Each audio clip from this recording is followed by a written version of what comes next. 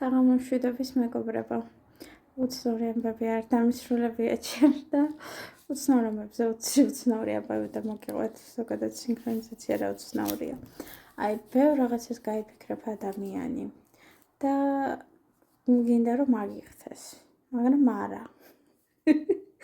ხო, და მე რაღაცას ისულერე სიტყვი, რაღაცა და რაღაცას შეადარებ, აი, ნახეთ რა წვრილი ის არის შრიფტი და შეადარებ, რომ ისეთი წვრილი შრიფტით დაწერეს ის თუნდაც ჩემების რეცეპტი, რომ ვიზოთკის ეს ნიდლაკინოს წიგნი გამახსენდა უპატარესი შრიფტით დაწერილი ჩემი ნაბების ხო და ამ დროს ადიხარ თაღლილ დაქანცული ბოლოს, დღის ბოლოს ტრანსპორტში და არ იჩნდება ვიზოთკის სიმღერები ერთმანეთს მიყოლებით.